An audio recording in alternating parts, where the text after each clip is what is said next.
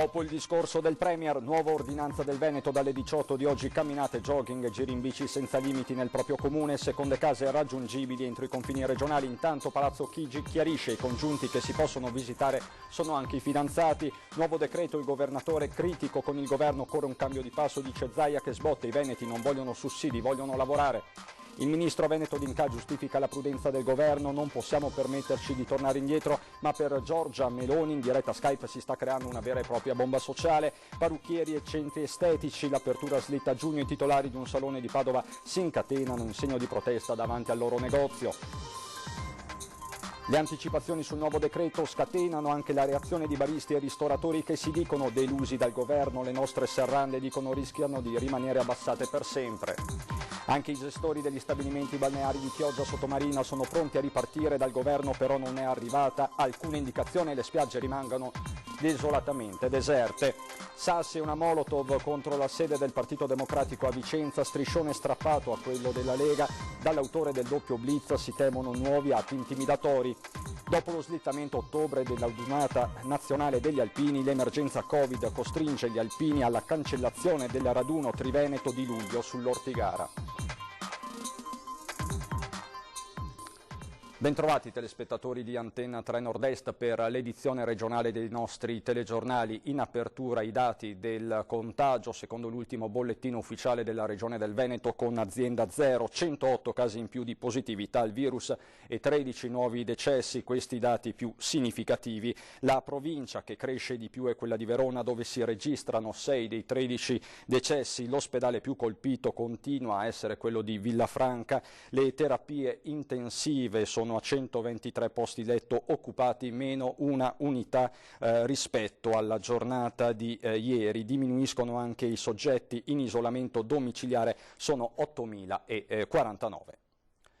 Ieri sera l'annuncio del Premier Conte sulla fase 2, questa mattina l'ordinanza a sorpresa, la nuova ordinanza a sorpresa del governatore Zaia. Dopo 2 mesi sono consentite le passeggiate in tutto il territorio comunale e si potranno raggiungere le proprie seconde case sul territorio della regione, i particolari nel servizio. È consentito lo spostamento individuale per attività motoria e attività all'aria aperta, anche con bicicletta e altro mezzo, in tutto il territorio comunale di residenza o dimora, con divieto di assembramenti e con obbligo di rispetto della distanza di 1 metro tra le persone, salvo quelle accompagnate quando minori o disabili o non autosufficienti, utilizzando mascherina, guanti o comunque garantendo l'igiene. Vuol dire che si esce di casa. Era uno tra gli annunci più attesi ed è arrivato con la nuova ordinanza della Regione, annunciata a sorpresa dal presidente Zaia nella sede della Protezione Civile di Marghera. Dopo 2 mesi di quarantena si può finalmente uscire all'interno dei confini del proprio comune. Contrariato dall'ultimo decreto del governo, che peraltro su questo punto non appariva chiaro, Zaia non si è fermato qui. È consentito per i residenti in Regione lo spostamento individuale nell'ambito del territorio regionale per raggiungere le seconde case di proprietà o imbarcazioni di proprietà che si trovano al di fuori del comune di residenza per lo svolgimento delle attività di manutenzione e riparazione necessarie per la tutela delle condizioni di sicurezza e conservazione del bene. Nelle manutenzioni sono stati aggiunti poi anche i velivoli di proprietà. Alla vendita di alimenti per asporto, ad esempio in bar e ristoranti, l'ordinanza aggiunge quindi la vendita di cibo per asporto tramite veicolo senza uscita di passeggeri. Obbligo per tutti, nelle attività economiche e sociali, di distanziamento di 1 metro, guanti, mascherine e igienizzanti. L'ordinanza della Regione vuole anche fare chiarezza sui tanti dubbi lasciati dal decreto governativo, come quello dei congiunti raggiungibili dal 4 maggio. Chi sono? Secondo fonti di Palazzo Chigi, non solo parenti, affini, coniugi e conviventi, ma anche fidanzati e non meglio precisati affetti stabili.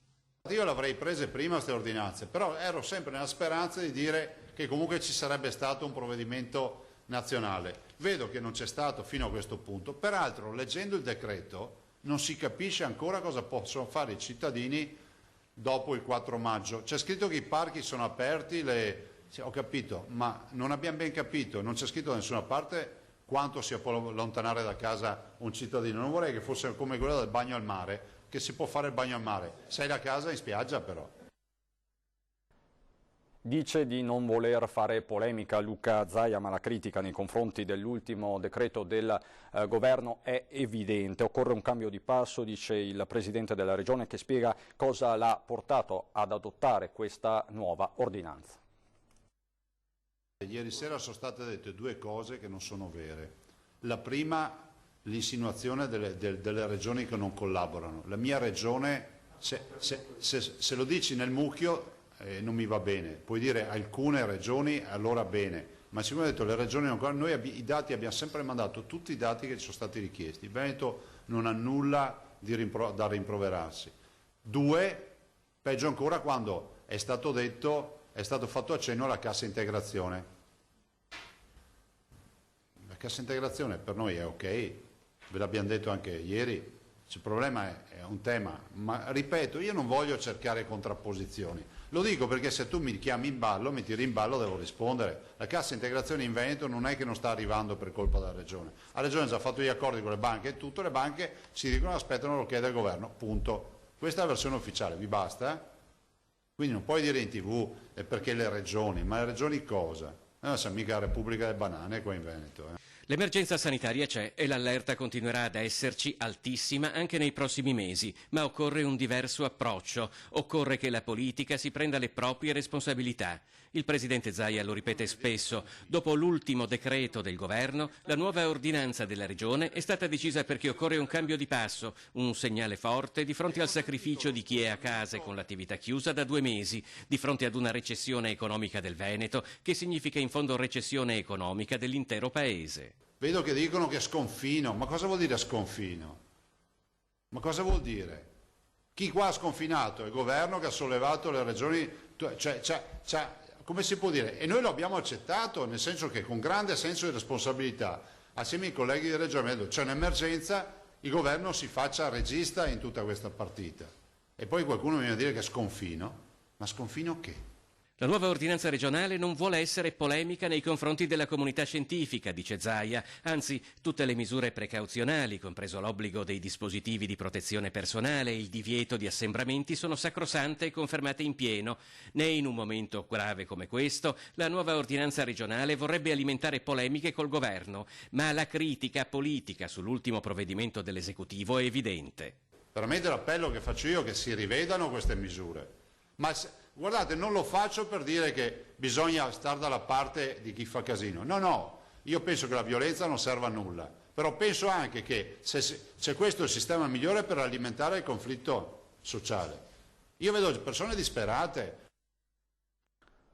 E sull'altro fronte c'è ovviamente il governo. Il ministro per i rapporti con il Parlamento Federico D'Incà ha detto oggi ai nostri microfoni: virologi e comitato scientifico volevano una riapertura ancora più graduale. Il virus è ancora presente, serve molta prudenza. Sentiamolo. La fase 2 poi inizierà effettivamente il 4 e da lì in poi andremo verso la fase, diciamo, 2,1, 2,2 se così possiamo chiamarla, per poter far sì che tutto venga riaperto con la massima attenzione. Ma ricordiamoci, e io prego tutti i nostri concittadini, attenti, perché il virus c'è ancora, è ancora presente. Prudenza è la parola chiave che utilizza il ministro dei rapporti con il Parlamento Federico D'Incà nello spiegare le decisioni del governo in merito alla fase 2. I virologi chiedevano ancora una maggiore chiusura. Il comitato scientifico ha indicato una strada ancora più impervia nei collegamenti che noi dovevamo fare con i nostri familiari, con la vita e con le relazioni esterne. Noi abbiamo fatto una scelta prudente, con molta precauzione, ma di iniziare ad aprire. Il rischio che una ripresa dell'epidemia vanifichi gli sforzi enormi fatti fino ad ora c'è e per questo il governo si appella a tutti i cittadini affinché continuino a rispettare le regole per arginare il contagio. Il problema più grande è che se in qualche maniera si riaccendesse un focolaio molto forte, saremmo di nuovo costretti a dover richiudere forse anche l'intero paese. E questo non deve succedere, non deve assolutamente succedere. Sul fronte degli aiuti economici, prosegue D'Incà, sono in arrivo importanti stanziamenti. Dopo i primi 25 miliardi ne arriveranno altri 55 miliardi per l'economia e il sostentamento delle tante persone in difficoltà. Questo scostamento verrà votato tra mercoledì sera e giovedì e poi nella giornata di giovedì arriverà il famoso decreto di aprile. Infine un appello alle regioni. Anticipare alcune ordinanze secondo me deve essere fatta in maniera molto attenta, perché diventa un essere un po' primi della classe che fa confusione nelle persone.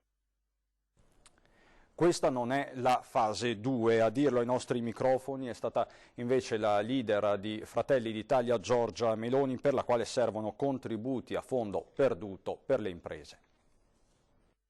C'è una fase 1, ma possiamo andare a trovare i parenti. Questo più o meno è il segnale che è arrivato ieri dal Presidente del Consiglio. Perché se io sono un parrucchiere e posso garantire diciamo, il rapporto di 1 a 1 con le mascherine, con i guanti, non posso lavorare? Perché se io ho un bar non posso consentire, un ristorante, non posso consentire che le persone si mettano in fila come fanno per i supermercati, servirle con il distanziamento sociale, con i meccanismi di sanificazione che sono necessari? Perché? Questi tanti perché di Giorgia Meloni dopo l'annuncio della fase 2 da parte del governo, troppe aspettative disattese, dice la leader di Fratelli d'Italia, soprattutto tra i piccoli commercianti. Per questi, dice Meloni, ospite della nostra diretta straordinaria, non c'è più tempo. Io penso che l'Italia non sia più nella posizione, diciamo così, né di tenere tutto chiuso né di riaprire per settori. L'ho detto e lo ripeto. Penso che la sfida dovrebbe essere quella di concentrarsi sulle misure di sicurezza, fare protocolli molto rigidi e precisi sulle misure di sicurezza. Insomma, il requisito per ripartire deve essere quello della sicurezza, non il codice Ateco o la categoria di appartenenza. Capitolo connesso, quello del sostegno economico, il decreto liquidità, dice Meloni, da solo non basta, la logica dei prestiti e delle garanzie va integrata. Serve una parte a fondo perduto? Assolutamente. Primo, servono tempi di restituzione molto più lunghi. E soprattutto, secondo me, il decreto liquidità fino ad oggi è una fregatura immensa per le microimprese, per le più piccole. Quanto al Veneto, positivo il giudizio sull'operato del governatore, ma soprattutto sul comportamento dei veneti. Noi ovviamente siamo al governo con Luca Zaia, però al di là di questo penso insomma, che sia sotto gli occhi di tutti che la regione Veneto in questa emergenza si è mossa molto bene e credo che il segreto sia stata la velocità. Un po' è anche merito dei veneti. E a proposito di parrucchieri e servizi alla persona, 2 titolari di un negozio di parrucchiere a Padova questa mattina si sono incatenati davanti al loro negozio in segno di protesta contro le misure anticontagio dell'ultimo DPCM annunciato da Conte. La catena di plastica arrotolata al collo dal suo negozio non intende muoversi. Agostino, parrucchiere, titolare di un salone di bellezza di Corso Milano a Padova, dopo le nuove disposizioni anti-Covid del governo che prevedono per la sua categoria la riapertura dopo il 1 giugno, ha scelto un gesto di disperazione per protestare insieme al suo socio Stefano. Questa decisione li mette in ginocchio. Io devo far capire a queste persone che un'attività come la nostra, quando tira su la serranda al 1 del mese, ha dei costi fissi, perché siamo in 6 qui dentro, quindi 4 ragazzi che lavorano oltre a noi, di 18-20 mila euro al mese, che ad oggi nessuno ce li ha tolti, non ci hanno tolto un centesimo. Ci hanno dato 600 euro che copre 3/4 della nostra solo bolletta della corrente che ci arriva puntuale ogni mese. Agostino e Stefano dal 9 marzo hanno chiuso il negozio, ma hanno pagato lo stesso il mese di lavoro ai dipendenti, che da aprile però sono in cassa integrazione. Il salone, dicono, è già pronto e attrezzato con dispositivi di sicurezza. Noi possiamo aprire domani mattina con mascherine, parafiato, abbiamo un dispenser con una colonnina per germani per sanificare per tutti i clienti, visiere per tutti i lavoratori di lavoro, kimoni usa e getta. Abbiamo tutto quello che ci serve per mettere in sicurezza noi, i nostri ragazzi, i nostri clienti e saremo più pericolosi noi che un autobus con 20 persone a bordo o un museo aperto. Ma fatemi capire, io non capisco se un negozio di 100 metri con 2 persone dentro con tutte le, ripeto, le dovute precauzioni possibili e immaginabili, è più pericoloso di un autobus che può essere quello con 20 persone a bordo. L'associazione dei commercianti del centro di Padova si è unita alla protesta dei due parrucchieri ed ha appeso drappi neri alle porte dei negozi. La riapertura per la vendita al dettaglio è prevista per il 18 maggio. Rispettiamo le regole, fateci però lavorare. Questo è il messaggio che attraverso i microfoni affidano alle istituzioni. E lavorare, ripeto, vuol dire tirare su questa la mattina e sapere che tu ogni mese tu hai 18.000 euro di costi e devi in qualche modo farli quadrare. Okay? E se questi signori pensano che io domani mattina vada in banca a fare un finanziamento o mutuo per pagare i debiti che loro mi stanno facendo fare o per pagare il loro alto stipendio, si sbagliano di grosso. Siamo disposti alle restrizioni che prevedono, perché siamo disposti veramente a tutto. Fateci lavorare anche con un operatore e un cliente che ci diano delle direttive, ma aspettare giugno per noi è un bagno di sangue. Delusi, molto delusi e arrabbiati anche ristoratori e baristi.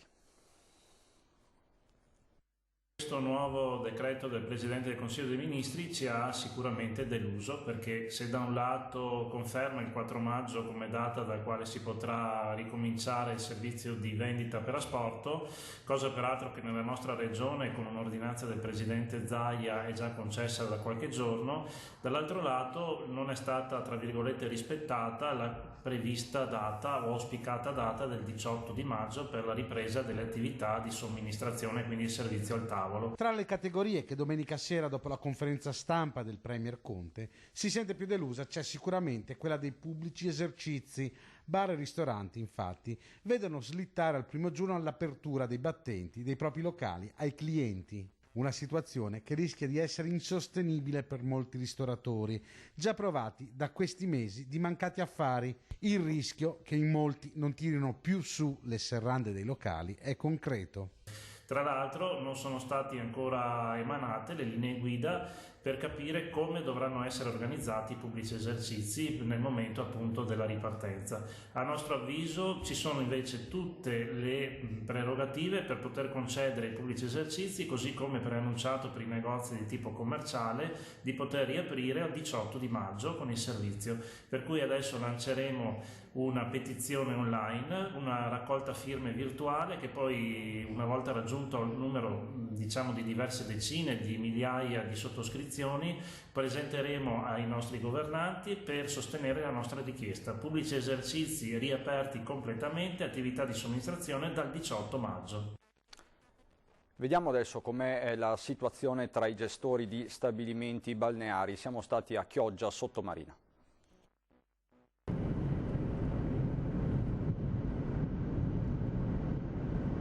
La statale Romea che porta a Sottomarina è deserta. Le interminabili code domenicali per trascorrere una giornata al mare non esistono più, così come non si sentono le grida dei bambini che giocano sulla spiaggia, la musica, non c'è fila per prendere un gelato.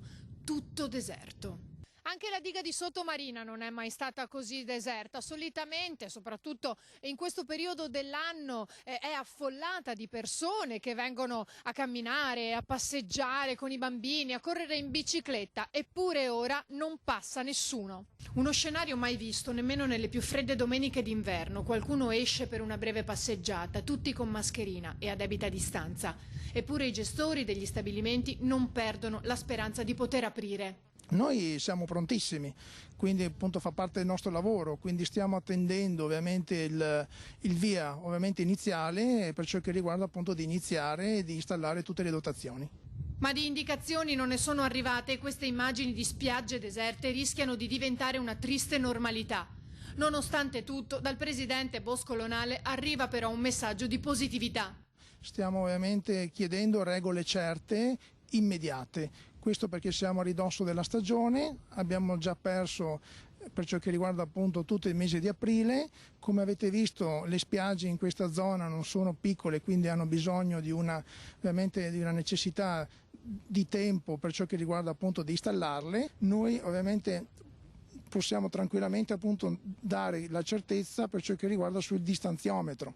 A livello di distanziometro basta appunto che ci dicano eventualmente quanto dobbiamo tenere, ovviamente una distanza sociale tra l'una e l'altra, ovviamente più attenzione per ciò che riguarda la sanificazione, quindi da lì tutto appunto dei punti importantissimi che possono essere seguiti e noi l'abbiamo già inserito nel progetto, e nello stesso momento anche per evitare ovviamente gli assembramenti, quindi anche qui le prenotazioni vengono fatte ovviamente prima, quindi in via appunto online oppure anche telefonando, e così si crea un controllo maggiore e più tranquillità e sicurezza nelle nostre spiagge. Ma di indicazioni non ne sono arrivate e queste immagini di spiagge deserte rischiano di diventare una triste normalità. Nonostante tutto, dal presidente Bosco-Lonale arriva però un messaggio di positività.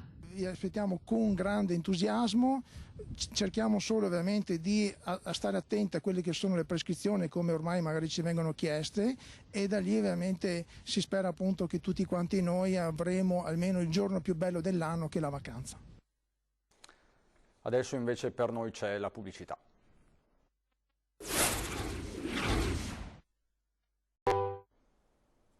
Di nuovo insieme e andiamo ad Asiago sull'altopiano, luogo al centro di una drastica decisione che riguarda il raduno triveneto degli alpini.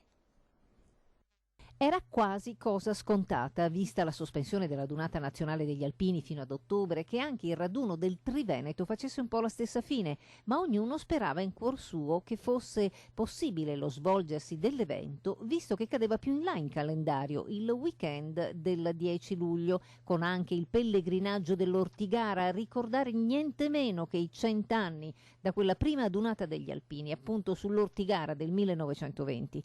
E invece ecco la decisione, sofferta, netta, drastica, non un rinvio ma addirittura un annullamento, con un arrivederci direttamente al prossimo anno, a data da stabilirsi. Ecco, per quanto riguarda le manifestazioni nazionali, quelle più importanti dal Contrin all'Ortigara, all'Adamello, se non sarà possibile fare la grande manifestazione che ogni anno viene fatta, valuteremo la possibilità, se le condizioni ce lo permetteranno, di fare comunque un momento di ricordo, un momento di presenza, di riaccoglimento per queste che sono per noi momenti importanti, che non sono solo legati, diciamo, a un fatto di manifestazione, ma soprattutto sono legati a un fatto di grande ricordo della Prima Guerra Mondiale, degli avvenimenti della Prima Guerra Mondiale. Come detto dal Presidente, si potrà tenere probabilmente una cerimonia ristretta alla colonna mozza dell'Ortigara, una sorta di pellegrinaggio, ma è tutto in divenire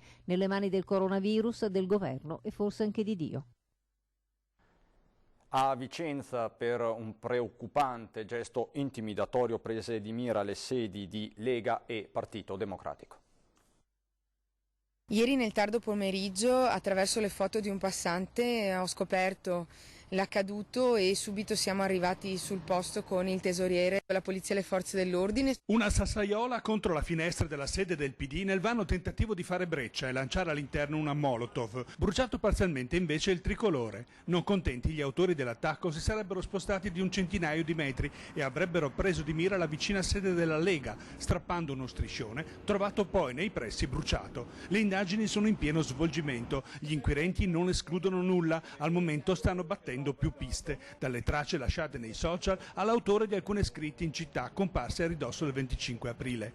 Plausibile invece la premeditazione. L'autore, che potrebbe aver avuto anche dei complici, ha lasciato un biglietto firmato, uno dei tanti italiani, rivendicando il gesto con una lunga serie di riferimenti a problematiche sociali, dalla gestione dell'emergenza sanitaria all'Europa. Parole deliranti che parlano di sottrazioni di libertà dovute al periodo in atto e condannano i traditori della patria, minacciando anche, e questa è la cosa più preoccupante, ulteriori atti intimidatori e rappresaglie.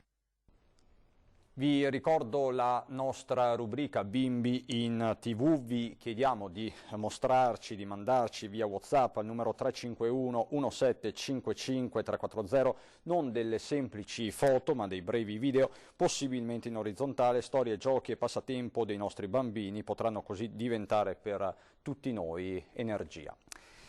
Questa sera a Ring ospiti di Ferdinando Avarino, Massimo Bitonci della Lega, Andrea Ferrazzi del Partito Democratico e ancora Agostino Davilli, parrucchiere, Davide Croci, ristoratore, Mario Conte, sindaco di Treviso, Sara Moretto di Italia Viva, Gian Antonio Darè, europarlamentare della Lega, Giampaolo Bottaccin, assessore regionale alla protezione civile del Veneto. Per questa nostra edizione regionale è davvero tutto, adesso ci sono le previsioni del tempo, buon proseguimento di serata.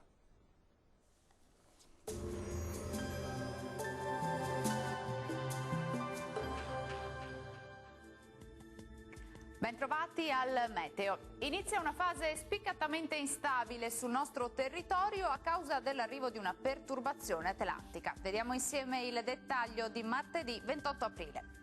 Sul Veneto avremo qualche pioggia in mattinata con anche qualche spazio più asciutto e maggiormente soleggiato. Tempo però in graduale peggioramento a partire dal pomeriggio con piogge via via più diffuse un po' dappertutto e localmente saranno anche di moderata intensità.